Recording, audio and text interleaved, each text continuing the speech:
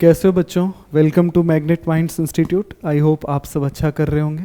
और अभी हम हमारा नेक्स्ट लेक्चर सॉल्यूशन चैप्टर के क्वेश्चन प्रैक्टिस का करेंगे। ठीक है, तो हमने कुछ क्वेश्चन की प्रैक्टिस कर ली थी। ठीक है, और हमने कंसंट्रेशन टर्म के भर भर के सवाल कर रखे हैं। तो अब हम हमारे सॉल्युबिलिटी या फिर हेनरीज लॉ के क्वेश्चन से शुरू कर रहे हैं। ठीक है भाई, तो पहला क्वेश्चन देखो, Henry law constant for the dissolution of KH4 in benzene at 298 is. आपको पता है, आपको याद होगा कि हेनरी लॉ कांस्टेंट जो है उसको हम बोलते हैं KH की वैल्यू आपको दी हुई है 2 × 10⁵ mm of Hg। Okay, then solubility of CH4 in benzene at 290 in terms of mole fraction under 760 mm of Hg is। ठीक है भाई, सिंपल सा फॉर्मूला है, आपको मोल फ्रैक्शन निकालना है और प्रेशर आपको 760 mm Hg दिया हुआ है। तो बड़ा सिंपल है, फॉर्मूला लगेंगे P = KH × XB, और ये वाला प्रेशर आपको 760 दिया हुआ है और ये आपको दिया हुआ है 2 × 10⁵, और यहाँ पे आपके आ जाएगा XB। ठीक है, तो XB बराबर आपके हो जाएगा 760 डिवाइड बाय 2 × 10⁵।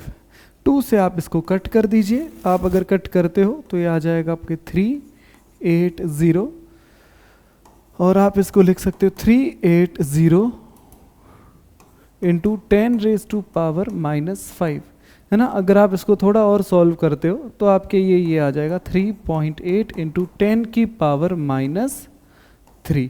ठीक है, ये वाला ऑप्शन है, सॉरी ये वाला जो ऑप्शन है ये आपके सही हो जाएगा। ठीक है, सिंपल सा सवाल है, कोई इसमें ज़्यादा दिक्कत वाली बात नहीं है। Which of the following gas does not obey Henry's law, है ना। हेनरीज लॉ अगर कौन ओबे नहीं करता तो आप ध्यान रखना, H2 and He, hydrogen and helium जो है ये हेनरीज लॉ फॉलो नहीं करते। इनमें से भी अगर कोई एक ऑप्शन आपसे बोले तो आप ये कहना कि भाई सॉरी ये मैंने गलत बता दिया, एक प्लीज सुनना।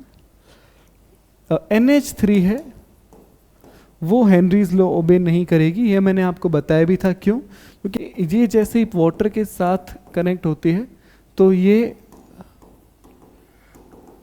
रिएक्ट कर जाती है, डिसोसिएशन एसोसिएशन होने लग जाता है, तो इसलिए इसका आंसर आ जाएगा NH3। क्या आएगा? NH3। ठीक है, तो सॉल्युबिलिटी जो NH3 की है वो हम चेक नहीं कर सकते, गैस है वो, डिसोसिएशन एसोसिएशन केमिकल रिएक्शन किसी के अंडर भी जानी नहीं चाहिए, यहाँ जा रही है तो ये नहीं होगा। नेक्स्ट क्वेश्चन पे आ जाओ भाई, न्यूमेरिकल ही है ये। If P0A and P0B are 108 and 36 respectively, what will be the mole fraction of A in vapor phase if B has mole fraction of 0.5 in the solution। ठीक है भाई, आपको क्या क्या दिया हुआ है अपन कर लेते हैं इस क्वेश्चन को, यहाँ कर लेते हैं। P0A आपको दिया हुआ है, कितना दिया हुआ है? 108। P0B दिया हुआ है, कितना दिया हुआ है? 36। और क्या दिया? What will be mole fraction of A in vapour phase. आपको YA की वैल्यू निकालनी है, आपको XB की वैल्यू दी हुई है। XB कितना दिया हुआ? मोल फ्रैक्शन ऑफ लिक्विड इन 0.5, तो आप यहाँ से XA भी निकाल सकते हो, वो भी कितना आएगा? 0.5। अब YA का फॉर्मूला क्या है? P0A XA upon P0A XA plus P0B XB, ये वाला फॉर्मूला लगाएंगे तो YA आपके आ जाएगा, P0A कितना है? 108 इनटू क्या होगा? 0.5 प्लस सॉरी प्लस नहीं होगा, नीचे वापस से प्लस होगा, अपॉन में आएगा 108 इंटू 0.5 प्लस, अब क्या करेंगे? 36 इंटू 0.5, उन पर मल्टीप्लाई करेंगे तो आपके आ जाएगा 94, नीचे आ जाएगा 94 प्लस 18। ठीक है, तो ये आपके हो जाएगा 94 अपॉन 8 और 4 कितने हो जाएंगे?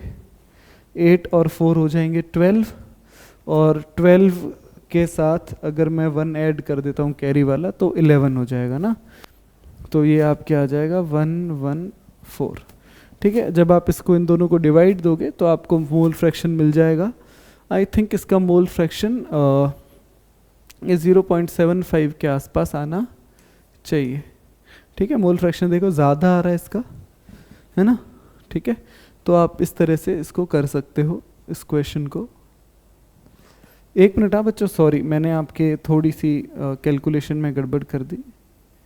एक मिनट हाँ, ये आपके 54 आएगा, ये भी कितना आएगा 54। तो 54 अपॉन आपके हो जाएगा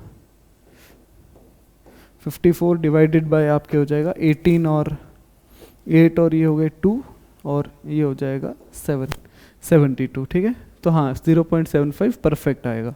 ठीक है, तो अब इसके बाद हम आगे बढ़ सकते हैं। आगे कैसे बढ़ेंगे?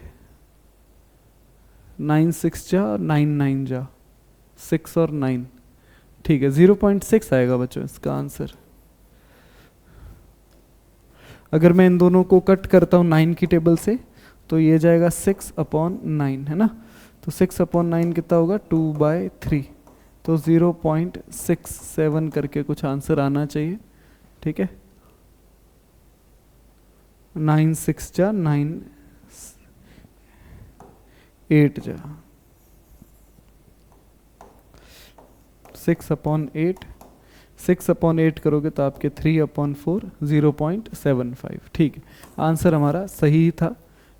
तो इस तरह से हम पहला क्वेश्चन कर सकते हैं। सेकंड देखो, what is the correct relationship between mole fraction in vapour phase of A in terms of XA and mole fraction of in the solution of AXA if P0 A। क्या दिया हुआ है, formula निकालना है आपको। तो बोल रहा है कि करेक्ट रिलेशनशिप बताना है किसके बीच में, YA के बीच में और YA के बीच में बताना है XA की टर्म में, और XA क्या है ये आपको ऑलरेडी पता है। तो बड़ा ही सिंपल है, आप क्या करो, YA is equal to P0 A XA upon हो जाएगा आपके P0 A XA plus P0 B XB। ये आप कर सकते हो। ठीक है, और अगर मैं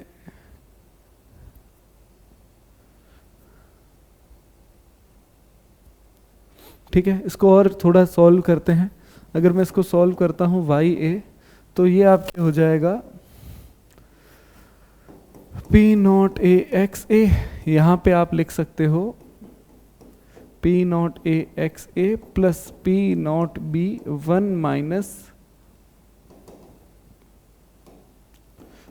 माइनस XA, और फिर आप इसी को सॉल्व कर लो।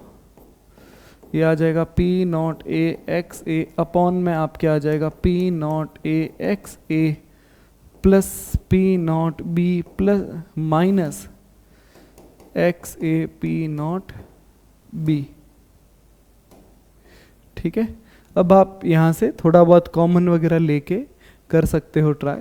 ठीक है, अगर आप करते हो तो YA आपके आ जाएगा, यहाँ से आप कॉमन भी लेते हो तो भी आप देख सकते हो कि यहाँ अगर मैं कॉमन ले लेता हूँ XA, या फिर आप इसको ऐसे भी लिख सकते हो P0 A XA upon P0 A minus P0 B। यहाँ पे आपने लिख दिया XA प्लस में आपके आ जाएगा P0 B। ठीक है, अब आप यहाँ से थोड़ा इसको सॉल्व कर सकते हो। अगर आप अलग अलग लिखते हो, अलग अलग लिखोगे तो XA से XA कट जाएगा। ठीक है, आप इसको पूरा सॉल्व करके आंसर निकाल सकते हो। इसी को आप PS भी बोलते हो। ये आपके ये ऑप्शन सही है। ठीक है, एक मिनट, इसको अपन यहीं तक भी सॉल्व कर सकते थे, कोई दिक्कत वाली बात नहीं है। देखना, अगर मैं इसको चाहूँ तो इसको ऐसे लिख सकता हूँ PS, तो P0 A XA अपॉन में आ जाएगा PS। ठीक है, PS मतलब pressure of vapour pressure of solution, और सॉल्यूशन का वेपर प्रेशर क्या होता है P0 A XA plus P0 B XB। ठीक है, नेक्स्ट क्वेश्चन देखो, 1 mole of heptane, vapour pressure आपको दिया हुआ है 92 mm of Hg, was mixed with 4 mole of एक मिनट, ने अपने अगला क्वेश्चन किया क्या? हाँ दोनों कर लिए ना, ठीक है। देखो, if 1 mole of heptane is was mixed with 4 mole of octane, the vapor pressure of resulting ideal solution is। ठीक है भाई, कर लेते हैं इस क्वेश्चन को। कैसे करेंगे? तो देखो इसमें क्या है, 1 मोल क्या है हमारे पास, हेप्टेन है, और 4 मोल क्या है, ऑक्टेन है। ठीक है, तो अब अपन लिख लेते हैं भाई, हेप्टेन के मोल कितने हैं, 1 है, ऑक्टेन के मोल कितने हैं, 4 है। तो P नॉट H कितना है, हेप्टेन का कितना है, 92 है, और P नॉट O है, ऑक्टेन का कितना है, प्योर का 31 है। वेपर प्रेशर क्या आएगा रिजल्टिंग सॉल्यूशन का, तो PS आ जाएगा P not A XA plus P not B XB। तो XA XB यहाँ से आप निकाल सकते हो, या फिर अगर आप यहाँ ऑक्टेन और उसके बारे में बात कर रहे हो तो आप उसके हिसाब से भी लिख सकते हो। तो आप यहाँ लिख सकते हो P not H X H P not O, आप यहाँ पे लिख सकते हो XO। अब यहाँ पे आप कुछ नहीं करो, XH कैसे आएगा, तो आप क्या आ जाएगा 1/1 + 4 = 1/5। XO कितना आ जाएगा 4/1 + 4 = 4/5। अब आप PS निकाल लो, PS आप क्या आ जाएगा, P नॉट H की वैल्यू कितनी दी हुई है 92 × 1/5 प्लस 31 × 4/5। ठीक है, तो यहाँ से आप PS निकाल सकते हो। तो ये आप क्या आ जाएगा 92/5 प्लस 31 × 4 करोगे तो 124 आ जाएगा अपॉन में 5। तो PS इनको ऐड कर दो आप, ऐड करोगे तो आप क्या आ जाएगा 216/5। ठीक है, आप इसको अगर कट भी करते हो तो आपको मिल जाएगा 4 फिर 1 कैरी 43.2 आपके आंसर आ जाएगा, लगभग है ना। 43.2 जो है आंसर दिया हुआ भी है एक, तो 43.2 mm ऑफ Hg आंसर हो जाएगा। ये अगर आपसे एक हो गया है तो दूसरा करवा देता हूँ मैं। ठीक है, प्लीज़ एक बार इसको अच्छे से देख लो।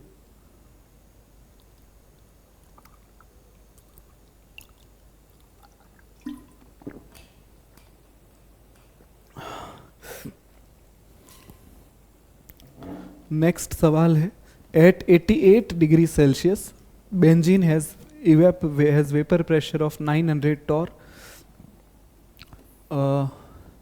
and toluene has vapor pressure of 360 torr. What is the mole fraction of benzene in the mixture with toluene that with boil at 88 degree Celsius and 1 atm benzene toluene form an ideal solution?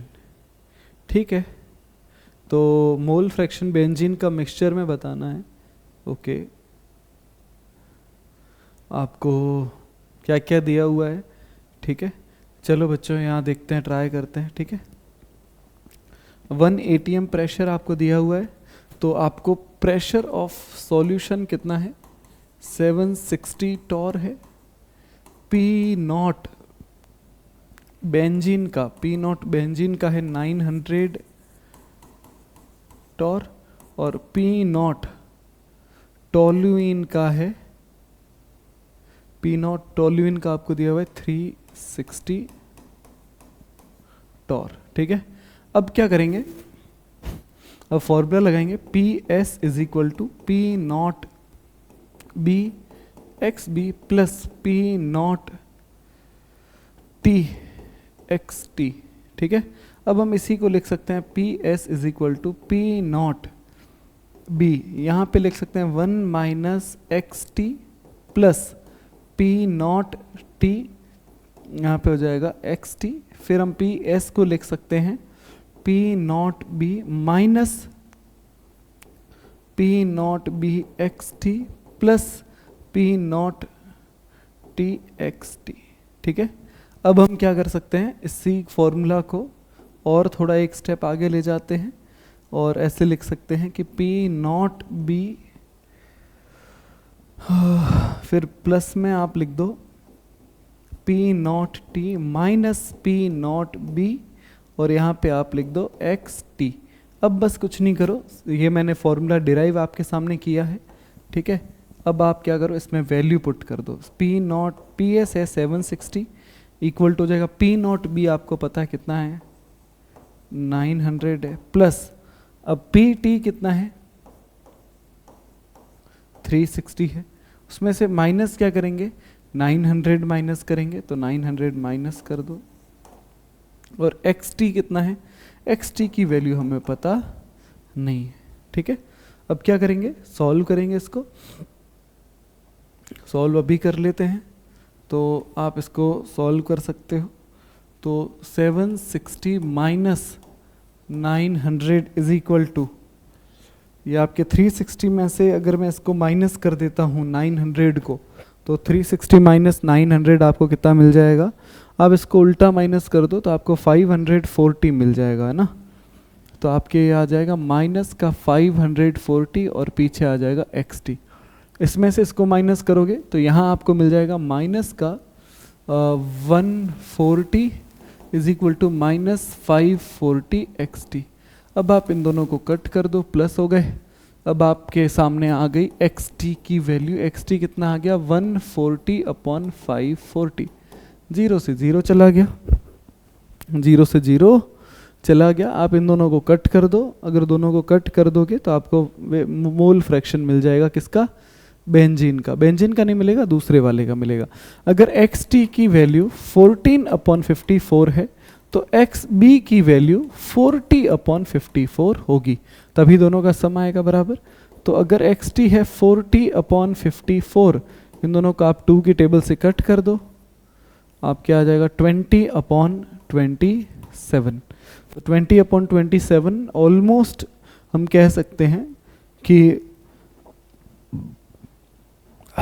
लगभग ये आना चाहिए 0.74, ठीक है।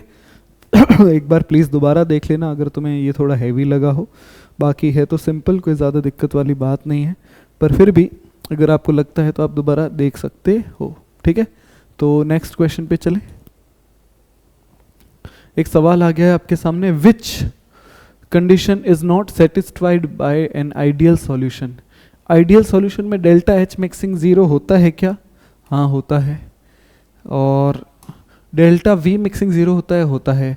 Obeyance of Raoult's law, Raoult's law भी follow करता है, पर डेल्टा S मिक्सिंग है वो 0 नहीं होती। आपको पता होगा कि डेल्टा S मिक्सिंग हमेशा 0 से ज़्यादा होती है, हमेशा 0 से ज़्यादा होती है, हमेशा, ठीक है। सेकेंड देखो, which of the following does not form ideal solution. देखो बच्चों, ये आइडियल सॉल्यूशन, देखो ये है बेंजीन टोल्यूइन, आइडियल सॉल्यूशन है ना। आपको पता होगा कि ये कौन सा है, फर्स्ट ऑप्शन जो है, फर्स्ट ऑप्शन जो है वो है बेंजीन, है ना, C6H6 प्लस टोल्यूइन C6H5CH3, ये आइडियल है। सेकंड देखो, C2H5Cl, C2H5Cl साथ में है C6H5OH, ये है बच्चों आपके फिनॉल और ये है आपके इथाइल क्लोराइड, ठीक है। ओके, थर्ड क्या है, थर्ड है C6H5Cl एंड C6H5Br, ठीक है। ये है क्लोरोबेंजीन, ये है ब्रोमोबेंजीन। ये बच्चों आपके आइडियल होगा, ठीक है। फिर फोर्थ है C2H5Br, C2H5I, C2H5Br and C2H5I, ठीक है। ये आपको पता है ब्रोमो इथेन, ब्रोमो इथेन और आयोडो इथेन। ठीक है, ये भी आइडियल होगा। तो इनमें से आइडियल कौन सा नहीं होगा? तो ये वाला आइडियल नहीं होगा, इथाइल क्लोराइड और अल्कोहल। देखो बच्चों, इन सब में अगर आपने जीओसी जनरल ऑर्गेनिक केमिस्ट्री पढ़ी होगी तो पहले वाला ये हाइड्रोकार्बन है, दोनों हाइड्रोकार्बन है। सेकंड वाले में देखो एक अल्कोहल एक एल्काइल क्लोराइड है, ये नहीं हो सकता। इसमें अगर आप देखते हो तो दोनों क्या है? दोनों हेलो एल्केन है। यहाँ पे देखते हो तो दोनों हेलो एल्केन है। अगर सारे एक जैसे हैं, अगर उनके फंक्शनल ग्रुप अगर एक जैसे हैं, तब तो वो होंगे क्या? आइडियल सॉल्यूशन बनाएंगे। पर अगर फंक्शनल ग्रुप एक जैसे नहीं है तो वो आइडियल सॉल्यूशन नहीं बना पाएंगे। ठीक है भाई, नेक्स्ट। अच्छा, एक सवाल और रह गया भाई। Azeotropic mixture of two liquid has boiling point lower than either of them. अगर बॉइलिंग पॉइंट दोनों के लिक्विड से अगर बॉइलिंग पॉइंट कम आया है, दोनों लिक्विड के बॉइलिंग पॉइंट से बॉइलिंग पॉइंट क्या है? कम आया है, तो वेपर प्रेशर क्या आया है? जितना आना चाहिए उससे वेपर प्रेशर ज़्यादा आया है। वेपर प्रेशर ज़्यादा आएगा, इसका मतलब पॉजिटिव डेविएशन होगा। किससे? राउल्ट्स लॉ से। राउल्ट्स लॉ से। किससे? राउल्ट्स लॉ से। हेनरी लॉ का कोई लेना देना नहीं है। हेनरी लॉ का कोई लेना देना नहीं है। हेनरी लॉ से कोई लेना देना नहीं है। ठीक है, तो पॉजिटिव डेविएशन होगा। हेनरी लॉ वाले दोनों ऑप्शन वैसे ही कट गए। नो डेविएशन कैसे नहीं दिखाएगा भाई? ये भी गलत हो गया। अगर एक आइडियल सॉल्यूशन है तो वो डेविएशन नॉन आइडियल सॉल्यूशन है, तभी वो क्या बनाएगा? एजियोट्रोपिक मिक्सचर बनाएगा। अगर वो एजियोट्रोपिक मिक्सचर बनाएगा तो इस बात का सीधा और सरल मतलब ही यही है कि वो दिखाएगा ही दिखाएगा डेविएशन। ठीक है, तो भाई सीधी सी बात है। नेक्स्ट सवाल पे चलते हैं। Which of the following is not a colligative property? इनमें से कौन है वो कॉलिगेटिव प्रॉपर्टी नहीं है? क्या ऑस्मोटिक प्रेशर एक कॉलिगेटिव प्रॉपर्टी है? क्या ऑस्मोटिक प्रेशर एक कॉलिगेटिव प्रॉपर्टी है? क्या? हाँ है। क्या relative lowering in vapour pressure भी कॉलिगेटिव प्रॉपर्टी है? क्या है। क्या डिप्रेशन इन फ्रीजिंग पॉइंट भी कॉलिगेटिव प्रॉपर्टी है? क्या है। क्या रिफ्रैक्टिव इंडेक्स कॉलिगेटिव प्रॉपर्टी है? नहीं है। तो इसका मतलब, इसका ये मतलब हुआ कि आपके ऑप्शन ये वाला गलत है, ये वाला भी गलत है। ऑप्शन कौन सा सही है? ये पूछा है नॉट। नॉट अगर पूछा है तो ये वाला ऑप्शन सही होगा। नॉट पूछा है तो ये वाला ऑप्शन बिल्कुल सही होगा। अगर पूछता इनमें से कौन कौन सी है तो पहले तीन ऑप्शन सही होते हैं। The lowering of vapour pressure of a solvent by addition of non volatile solute, the addition of non volatile solute, it is directly proportional to mole fraction of the solute. भाई सीधा simple सवाल है। कैसे?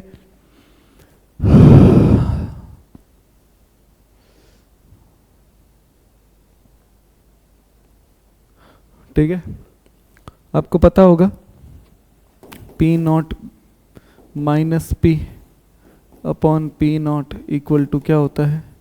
XB। और अगर मैं ये भी देखता हूँ P नॉट माइनस P भी देखता हूँ तो भी वो XB के प्रोपोर्शनल तो होता ही है। ठीक है, तो P not B is directly proportional to XB। Nature पे डिपेंड नहीं करता, नेचर पे डिपेंड करता है, बट नेचर पे भी डिपेंड तो करता है। एटमॉस्फेरिक प्रेशर का इसमें कोई लेना देना है क्या? एटमॉस्फेरिक प्रेशर का कोई लेना देना है क्या? एटमॉस्फेरिक प्रेशर चेंज होगा तो बॉइलिंग पॉइंट भी चेंज होगा, वेपर प्रेशर भी चेंज होगा। हाँ बच्चों, इसमें तीनों ऑप्शन सही है। ये भी सही है ना? आप इसमें ऑल बता सकते हो। ठीक है, ऑल क्यों? क्योंकि आपको पता होगा इसके फॉर्मूला में यहाँ पे अपन आई भी लिखते हैं। ठीक है, तो आई है वो नेचर को बताता है। ठीक है, तो नेचर पे डिपेंड हो गया। फिर अब ये P नॉट है, क्या है? P नॉट क्या है? वेपर प्रेशर है। और वेपर प्रेशर क्या होता है? ये एटमॉस्फेरिक प्रेशर पे डिपेंड करता है।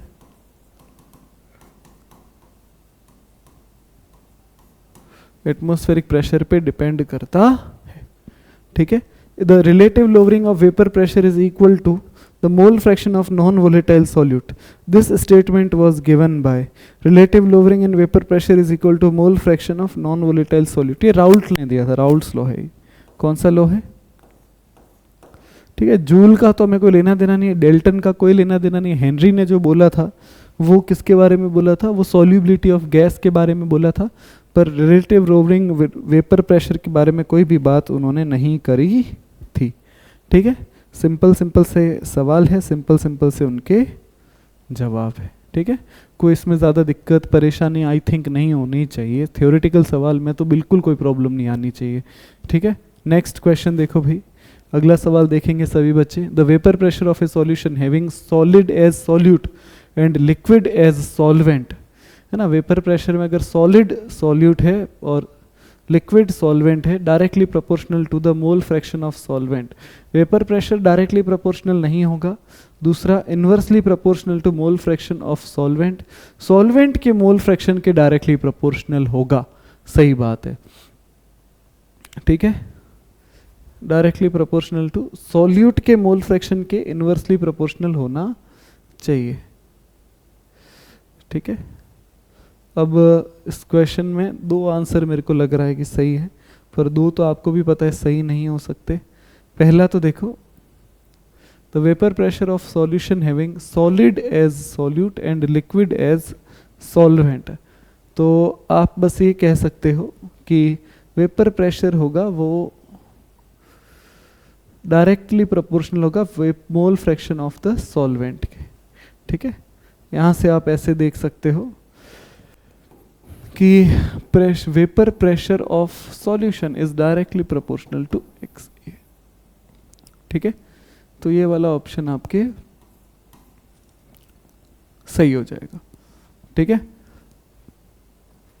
और इसके बाद क्या है, पी नॉट ए, इसका मेरे हिसाब से ये भी होना चाहिए, दोनों ऑप्शन सही होने चाहिए।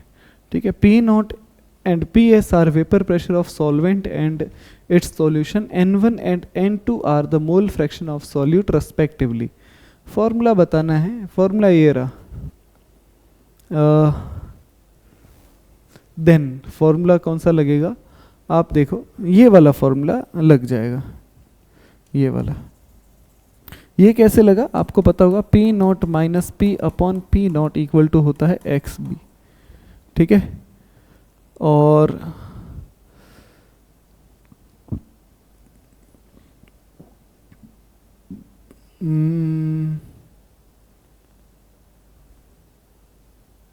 N1 है सॉल्वेंट का, N2 है सॉल्यूट का। ओके, फिर हम और क्या बोल सकते हैं कि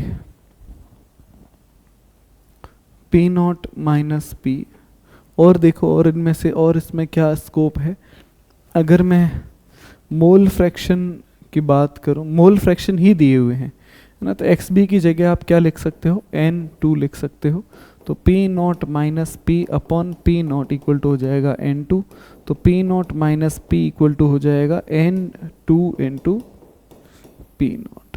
ठीक है, ये आपके ऑप्शन सही हो गया। ठीक है, मोल फ्रैक्शन नहीं दिए हुए थे, मुझे कन्फ्यूजन हो रहा था कि कहीं वो मोल तो नहीं है, मोल फ्रैक्शन है, मोल नहीं है, मोल फ्रैक्शन है। ठीक है, इसके बाद देखो, the mole of non volatile solute is dissolved in 2 mole of water. देखो 1 मोल है किसका, 1 मोल है किसका, सॉल्यूट का, नंबर ऑफ मोल दिए हुए ना, नंबर ऑफ मोल है सॉल्यूट का 1, और सॉल्वेंट के कितने मोल है, 2 मोल है। The vapour pressure of solution relative to that water, vapour pressure of solution क्या है, तो वेपर प्रेशर क्या होगा, PS इक्वल टू क्या आएगा, PA आएगा, और PA क्या होगा, XA P नॉट A। ठीक है, और XA क्या आ जाएगा, तो आप क्या आ जाएगा 2 अपॉन 2 प्लस 1, है ना। देखो बच्चों, आपको पता होगा, इन केस ऑफ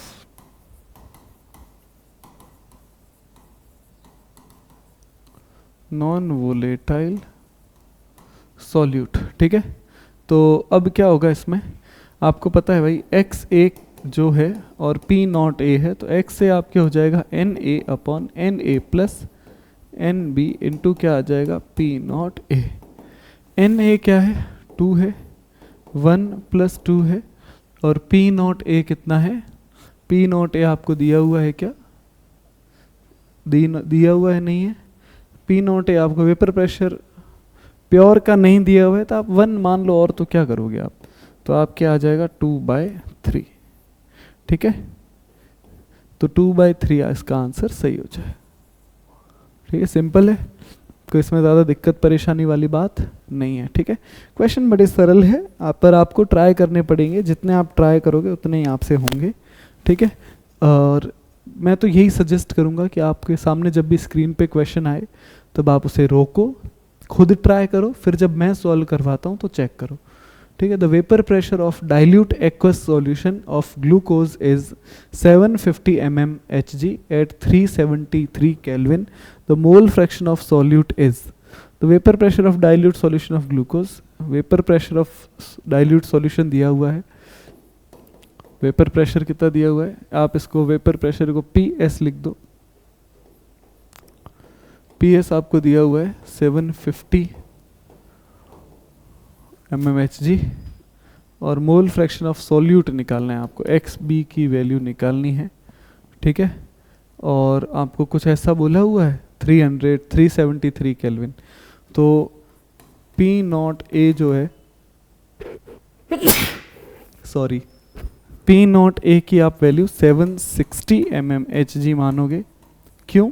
क्योंकि देखो बच्चों, अगर एक्वस सॉल्यूशन है इसका मतलब सॉल्वेंट क्या है, वाटर है। ठीक है, तो आप बोल सकते हो P0A minus PA upon P0A equal to क्या हो जाएगा, XB। तो आप यहाँ से बोल सकते हो 760 माइनस 750 अपॉन 760 इक्वल टू क्या आ जाएगा, XB। तो ये आप क्या आ जाएगा 10 अपॉन 760 इक्वल टू XB, या फिर आप ये भी बोल सकते हो 1 अपॉन 76, तो 0.0 आप, या फिर 1 अपॉन 76 सीधा ही दिया हुआ है, तो आप सीधा यहाँ से 1 अपॉन 76 टिक करके आगे बढ़ सकते हो। ठीक है, पूरा निकालने की ज़रूरत ही नहीं है। इसके बाद थर्ड क्वेश्चन है, vapour pressure of pure water at room temperature is 23.8 mm of Hg। The vapor pressure of an aqueous solution of sucrose with mole fraction of 0.2 is,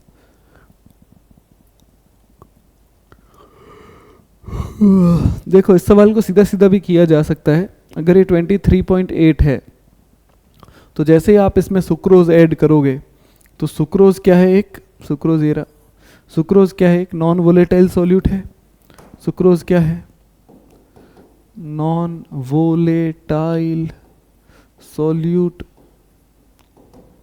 ठीक है, तो इस वेपर प्रेशर क्या कर देगा, कम कर देगा, कम करेगा तो 23.9 नहीं हो सकता, 31.44 नहीं हो सकता, बचे कितने ऑप्शन, दो, 24.2, 21.42। इन दो ऑप्शन में हम कैलकुलेशन करके कर सकते हैं। ठीक है, चलो ट्राई करते हैं।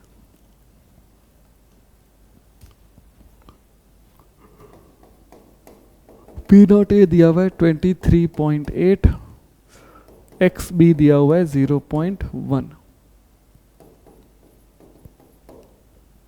PS की वैल्यू निकालनी है, P0A माइनस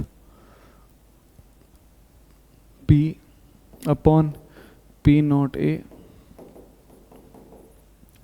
ठीक है, फॉर्मूला लगाओ, वैल्यू लगाओ, तो ये आपके आ जाएगा 23.8 minus P is equal to 23.8 equal to XB की जगह क्या लिख देंगे वैल्यू, मोल फ्रैक्शन आपको ऑलरेडी दिया हुआ है 0.1, तो 23.8 minus P is equal to 2.38, P is equal to आ जाएगा 23.8 माइनस 2.38, तो P आपके आ जाएगा 21 पॉइंट, है ना, 23.8 ही था ना बच्चों, कहीं हम गलती ना कर दें। हाँ ठीक है, अच्छा ये भी बच्चों गलत ही होता, वैसे अपन ऐसे ही कर रहे हैं। ठीक है, 24 तो हो नहीं सकता ना, 23 से ज़्यादा है 24, तो 21.42 आ जाएगा। ये मैंने आपको यहाँ पे सॉल्व भी करा दिया है। ठीक है, अगर आपको देखना है 21.42 इसका आंसर आ जाएगा। ठीक है, सिंपल है, कोई ज़्यादा मुश्किल सवाल नहीं है।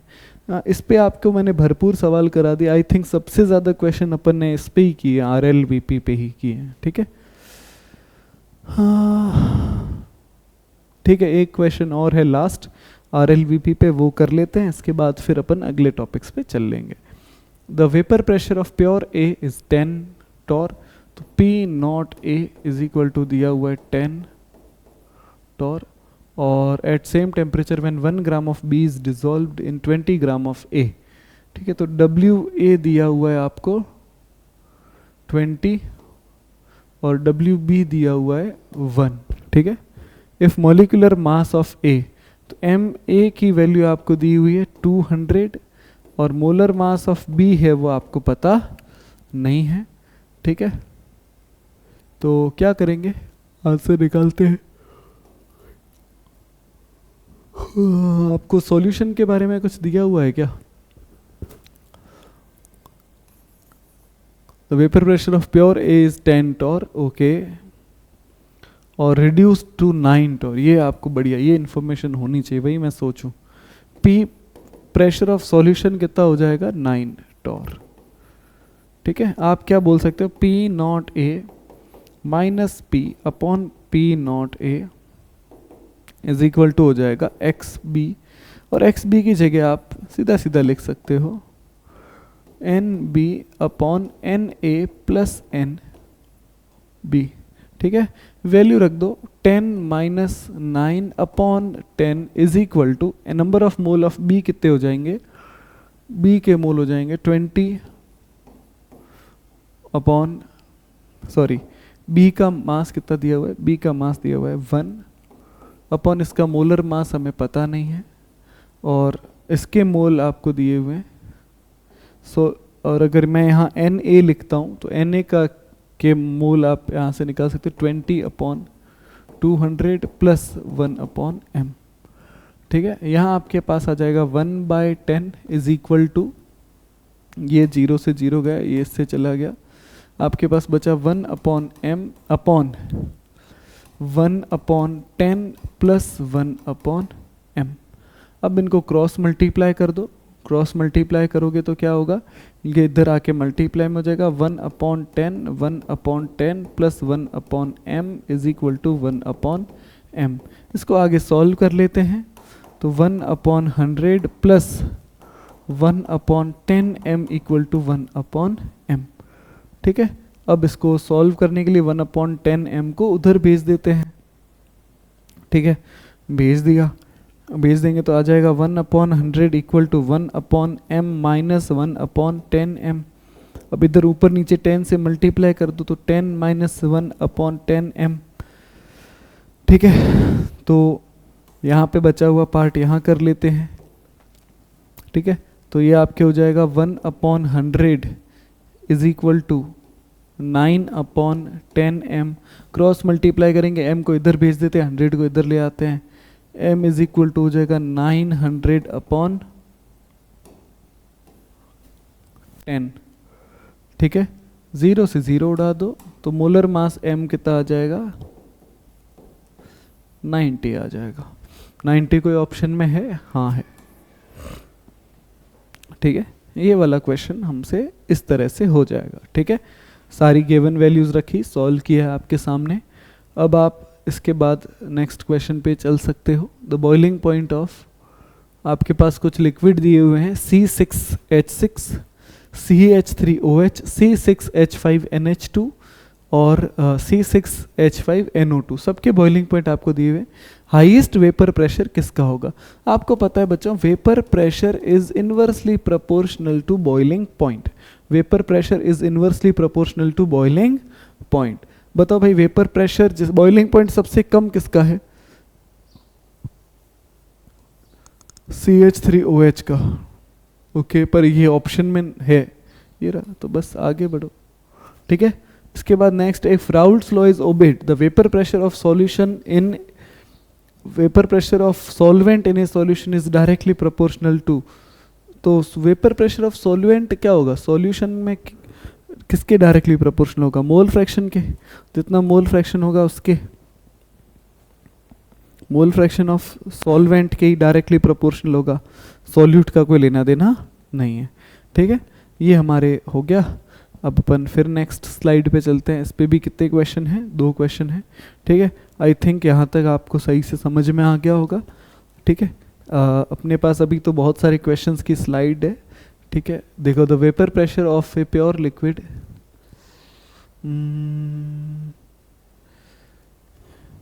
ठीक है बच्चों, इस एक टॉपिक पे मुझे लगता है बहुत ज़्यादा क्वेश्चन हो गए हैं, अपन नीचे वाला क्वेश्चन कर लेते हैं। ठीक है, ये क्वेश्चन आपके लिए होमवर्क की तरह है, आप इस क्वेश्चन को ट्राई करें, बिल्कुल ट्राई करें। ठीक है, आप जितना इन क्वेश्चंस को सॉल्व करोगे उतनी आपकी प्रैक्टिस अच्छी होगी। नेक्स्ट क्वेश्चन ये मैं आपको करवा देता हूँ। The boiling point of an aqueous solution of a non volatile solute is given. Boiling point कितना दिया हुआ है? 100.15 डिग्री सेल्सियस। ठीक है, ये आपको दिया हुआ है TB। Okay, what is the freezing? Aqueous solution है तो आप ऐसे बोल सकते हो TB नॉट है वो 100 डिग्री सेल्सियस होगा, तो आप डेल्टा TB बता सकते हो 0.15 डिग्री सेल्सियस होगा। डेल्टा TB की वैल्यू मिल गई। What is the freezing point of an aqueous solution obtained by diluting above solution with equal volume of water? Values of Kb and Kf are given। क्या बात है भाई, बहुत बढ़िया सवाल है ये, है ना। ओके, करते हैं इसको, ट्राई करते हैं। ठीक है, तो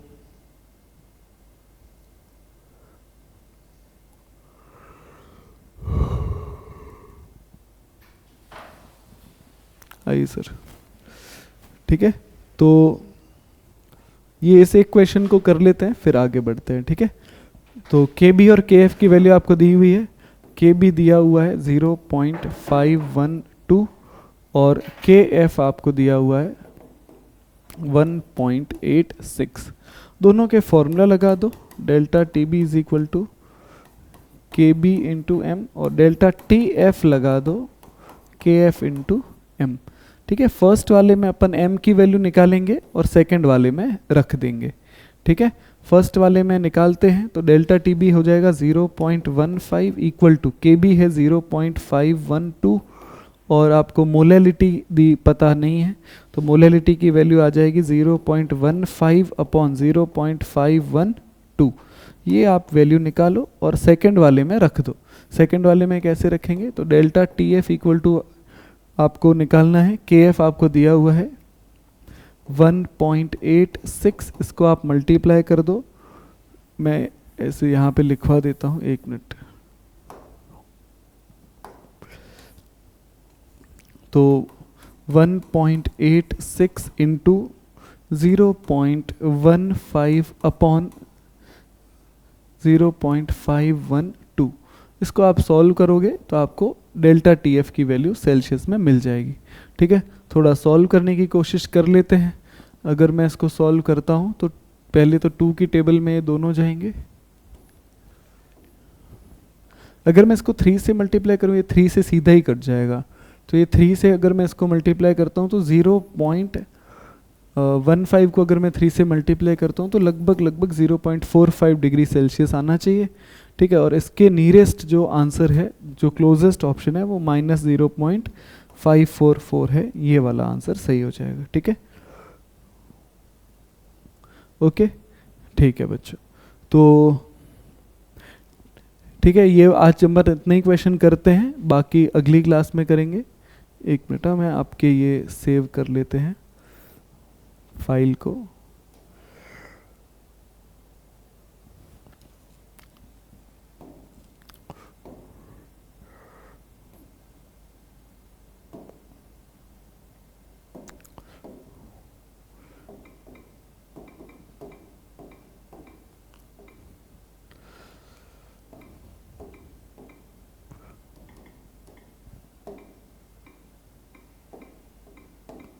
सॉल्यूशन MCQ 2। ओके,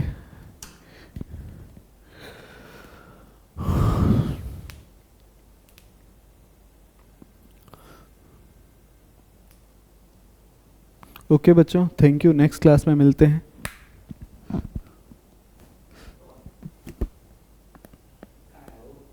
कौन?